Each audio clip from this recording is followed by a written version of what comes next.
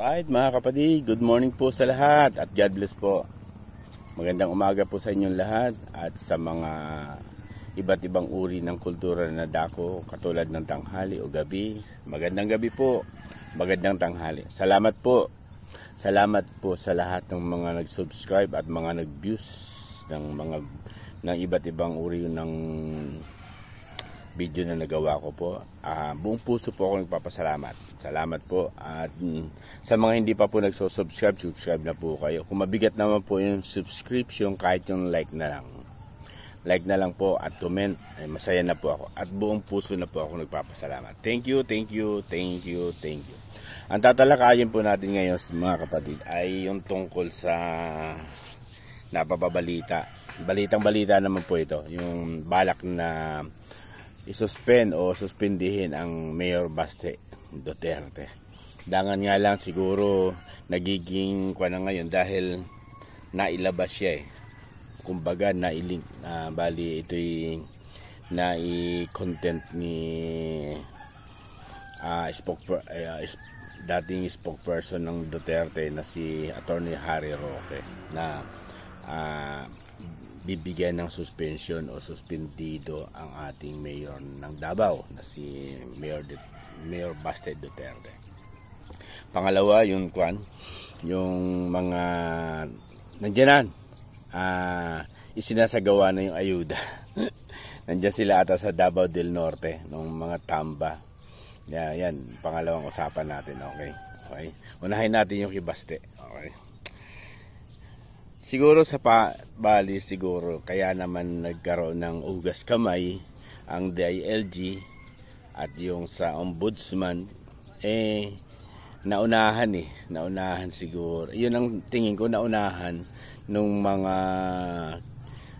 nagmamahal kay Baste. Inunahan kaya ngayon ang ginagawa ng ugas kamay, wala daw silang plano ano pa man. Tapos sa ombudsman naglabas sila ng statement na paano isususpende kung wala namang kaso na nakabinbin, di ba?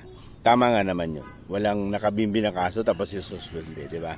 Medyo mabigat yun. Pero iyo'y bahagi na ng yun, di ba?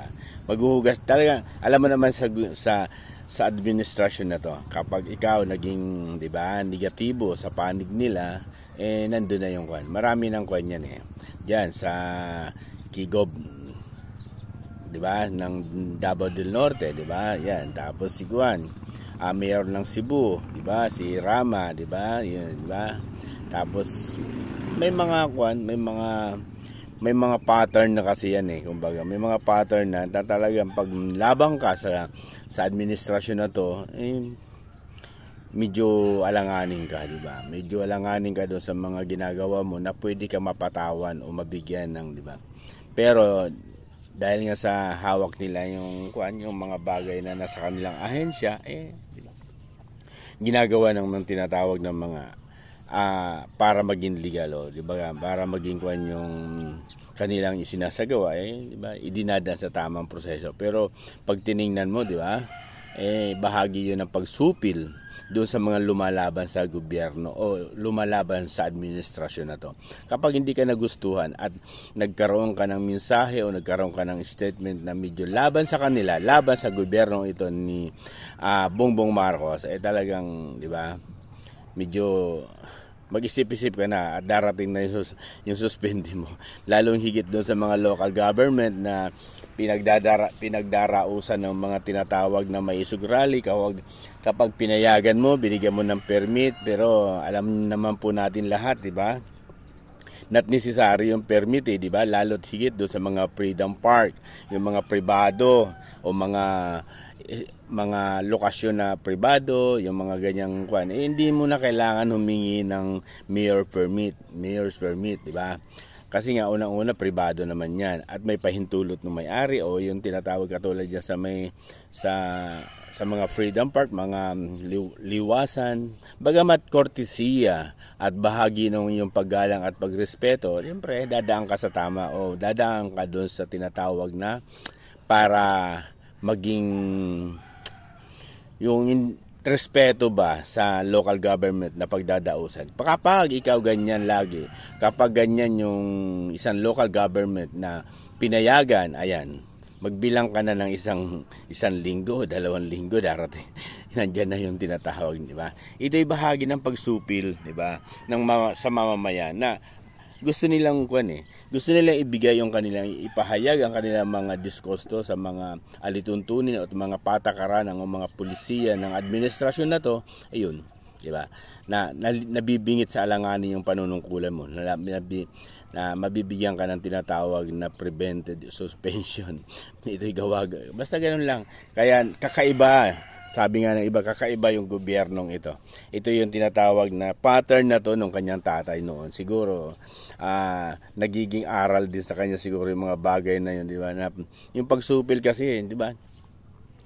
Bagamat, siyempre, estado ng gobyerno, hawak nila lahat, karapatan din naman nilang i-check kung ano bang o laban ba o ito ba'y destabilization, kaya babanatan ka ng ganun. Kaya lang nakakalungkot nga lang mga kapatid, di ba? Bilang mamamayan, bilang Pilipino, karapatan mo, di ba? Karapatan mo magsalita, karapatan mo magbigay ng mga opinion batay lang sa ating mga nararamdaman. Pero sa ngayon, di ba, nag-iingat na sila, di ba? Nag-iingat na yun. Lalong higit yung nanunungkulan sa local government, sa yung mga yan sa provincial government, di ba? Ingat na sila na magkuhan dahil unang-una malalagay sa alanganin yung kanilang katungkulan. Pero dapat bang mangyari ito, di ba? Di ba? Sa atin dapat huwag tayong matakot, di ba? Basta nandun lang tayo sa katuwiran na sa tama, ba't ka matatakot? Ang dapat matakot sila. Bakit? Sila ay bahagi ng tayo lang ang nagluklok sa kanila. Dapat sila ang higit na matakot, di ba? Sila ang dapat maduhadi sa mga bagay na ginagawa nila. Bakit? Yung pwersa ng mamamayan, hindi nila kayang pigilin yan. Once na ito'y bahagi na sumabog o tinatawag na magkaisa, hindi nila kayang pigilin yan. History na po yan 2 pangulo na po ang pinalaya sa Malacanang. Ay alam nyo naman po yan, history na yan. Kaya itong gobyernong ito, di ba, pinipilit na ulitin yung mga bagay na ginawa ng kanyang ama. Pinipilit na gawin yung mga bagay na katulad ng pagpapalawig ng panunungkulan, di ba? Pinipilit na supilin, di ba? May nakita mo naman yung mga stream media na malalaki, di ba? Wala nang nagsasalita, wala nang laban sa gobyernong ito. At saka base doon sa sinabi niya ng dating pangulo, Tatay Digong, wala nang oposisyon. Na dati-rati talagang kung makapag-ingayan yung mga nasa liberal na yan, yung sa dilawan na yan, kung paano nila husgahan o itong Marcos Jr. na to noon, di ba? Pero ngayon may naririnig pa ba kayo? Wala na, di ba? Dahil yun nga, ginagamit yung tinatawag na ginagamit yung power, ginagamit yung tinatawag na resources tungkol sa mga bagay na yan.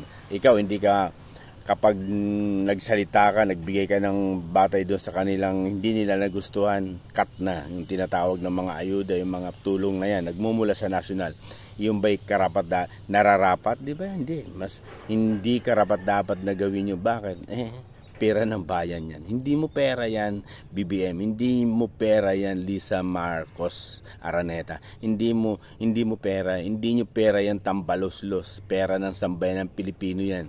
Pero tingnan mo ginagawa nyo, di ba? Yung binibigyan nyo ng ganyang mga bagay na bagamat walang malinaw na basihan tungkol doon sa pagbibigay ng mga suspension sa mga local government. Pero hindi naman po kami pinanganak nung kailan lang. Diba? Bahagi yan ng mga estratehiya nyo. Bahagi yan ng tinatawag ng mga galaw nyo. Yan yung tinatawag na dating galawan, yung tinatawag na galawang trapo. Diba? Mga galawang trapo. Trapong-trapo yan. Bakit? Kung mo ba nagbibigay ng opinion niya o against do sa mga polisiya mo, gugurgurin mo, kung mo ba nagiging negatibo sa iyo at lumalaban o hindi naman sa tinatawag laban ba yun yung magsalita na alam mong mali, di ba? Hindi paglaban yun, dapat yun wake up call nga dapat yun sa nanunungkulan. Yun, bibigyan ka na ng mga tinatawag na yan, mga fabricated na tinatawag na di ba? Para magkaroon ka ng suspension o suspendido ka. Yun ang mabigat doon. Kaya dapat wag sanang ganoon, di ba? Mabigat po yun dahil unang-unang democratic kung bansa po tayo. Wala po tayo doon sa martial law, wala po tayo sa martial law. Kaya dapat yung mga bagay na gustong sabihin, yung mga bagay na gustong isagawa ng mga dating leader o sino pa man, dapat igalang. Bakit? Nakasaad naman po yan sa ating Constitution, 1987 Constitution, ang karapatan. Karapatan mo magsalita, freedom of choice, freedom of speech, karapatan natin yan. Basta wag kang lalabag doon sa mga bagay na tinatadahan na sa batas na bawal, di ba? Pero yung nakikita naman natin, wala naman bawal po, di ba? Wala naman silang paglabag doon sa bagay na yun. Gusto lang nilang ipaabot ang kanilang mga damdamin. Okay? Dahil na nabigyan natin ng opinion yun. Basta ito yung reaction ko lang po. Opinion ko lang po yun. Base lang po sa napanood ko. Kaya hindi tayo masasabihin na gawa-gawang kwento. Okay? Sunod natin yung kwan. Yung tungkol dun sa kwan, sa ayuda na ginagawa nila ngayon sa Davao del Norte. Nakasama ata dyan si Gwan. Ewan ko kung anong kulay na naman to ni Gwan, GMA, di ba? Gloria. Kasama ata ni Tamba ng Bongbong Marcos diyan sa pamimigay ng ayuda. 'Yun. Ito ang nakikita ko doon. Nakikita ko at bigyan natin opinion diyan. Yung ayuda na ginagawa nila yan. Ito na yan galaw na to Galaw na ito nung papalapit na midterm election. Galaw na po yan. Mantakin mo, di ba? Ito. Ultimo doon sa graduation, may picture ni Tambaluslos, di ba? May nakalagay doon, di ba? Biruin mo yan, exercise nung...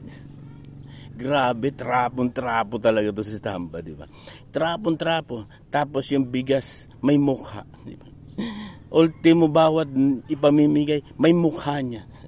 Di ba? Trapo yan Di ba? Ayun, gumagana na yung kwan. Namamahagi na sila ng kwan. Bagamat hindi po tayo against dyan sa ayuda.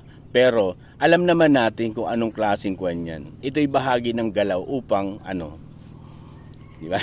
Maging matalino tayo mga kapatid. Tanggapin natin yung mga bagay na ibinibigay dahil sa atin din nagmula yan, di ba? Yung ayuda na yan sa atin, nilaanan nila yan Imagine mo 500 billion, di ba?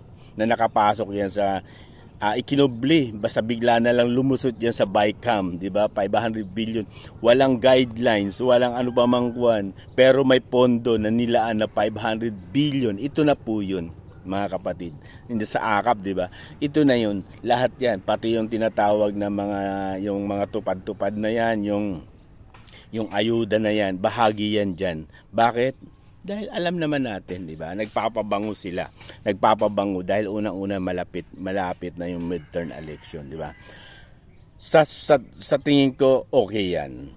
Yung pamamahagi na yan. Pero sa bandang likod, sa bandang bagay ng ating ginagamit yung pondo ng bayan para para manuhol. Bagamat ito'y bahagi ng legal na pamamaraan, pero hindi natin mayaalis na talaga ito'y bahagi para maging mabango sila, diba? Maging mabango sa sambayan ng Pilipino. Ito yung sa tingin ko rito parang gusto nila yung laging di ba may kasabihan nga, di ba? Bigyan mo yung panghuli ng isda, hindi yung bigyan mo siya ng bigyan ng isda. Di natututo, di ba? Bagamat ito inuulit ko hindi tayo against sa ayuda. Dahil bahagi ng pera din natin yan. Bahagi ng pera ng sambayan Pilipino. Tanggapin po natin yan. Pero tingnan nyo, talagang ipinufus nila yan. Bakit? Di ba? Ito yung galawang trapo, di ba? Para para bumango sila. Lahat ng kita mo ilang congressman ang kasama diyan, yung namahagi sila ng ng ayuda diyan sa Davao del Norte. At may mga pangako pa, ito nagsalita pa. Ang ating pangulo na si Bongbong Marcos, di ba? Na walang magaganap ng baha o wala nang magugutom sa bagong Pilipinas. Please lang, BBM, hindi mo pa natutupad yung 20 pesos na bigas. Hasan na, di ba? Mangangako ka na naman na walang baha na magaganap dyan o walang magugutom sa bagong Pilipinas. Please. Kaya ka sumasablay sa mga bagay kasi yung mga unpredictable na mga salita ginagamit mo, samantalang magsuri ka po. Mahirap yung ganun, yung walang magugutom sa bagong Pilipinas. Bagamat gusto rin natin maabot yun, pero napaka suntok sa buwan po yun, yung mga ganyang pangako. Katulad nung tinatawag, di ba, 20 pesos na bigas. Suntok sa buwan yan, di ba? Pangakong trapo yan eh. Pangako na hindi naman talaga mangyayari yun, di ba? Tapos, nandyan na naman, walang magugutom sa bagong Pilipinas. Please lang, tuparin mo muna yung pangako mo na yung 20 pesos sa 1 kilong bigas. Bago ganyan mga, kaya ka sumasablay eh. Dahil unang-una yung, hindi ko alam eh, siguro sabi nga ng iba, sabi nga ng ating Expedia, Jonathan Morales, di ba? Ito'y bahagi ng tinatawag ng epekto, di ba? Ng dulot ng ipinagbabawal na gamot na tumatama sa kanya, ay pahayag ng ating kanyan, ng Expedia, Jonathan Morales, epekto daw. Kaya nakakapag, siguro yun nga, napagtanto ko rin, siguro bahagi talaga nung epekto nung paggagamit ng pinagbabawal na gamot, di ba? Ng mga bagay na yung mga ipapangako, yung suntok sa buwan, kwan lang yan eh. Yan ang tinatawag na salitang bangag, di ba? Salitang, mangangako ka na, tuparin mo muna yung pangako mo, di ba? Ang dami, ganyan yung mga galaw mo, di ba? Huwag ganun. Yung mga ganong pangako, talagang hindi naman mangyayari. Sa dami ng Pilipino, di ba? Sa dami natin Pilipino, di ba? 120 million na ata tayo, di ba? Tapos sasabihin, walang magugutom sa bagong Pilipinas. Ikaw, nasa sayo yan. Bago ka mangako, dapat pag-isipin mong mabuti. Iyon nga, siguro nga epekto, di ba? Epekto nung paggagamit mo ng tinatawag na pinagbabawal na gamot. Base yun sa sinabi ni Expedia, Jonathan Morales. Okay? God bless po. Sana nabigyan po natin ng opinion at reaction. Tayo nagre-reaction lang po ha. Hindi po ito opinion ng kung sino man. Ito yung opinion ko lang po. Hindi po nagre-represent sa ibang tao. Opinion ko lang po ito. God bless. Basta lagi ko sinasabi mga kapatid, pag mali, mali. Pag tama, doon tayo magsama-sama. God bless po. God bless. At thank you sa lahat. Maraming salamat po.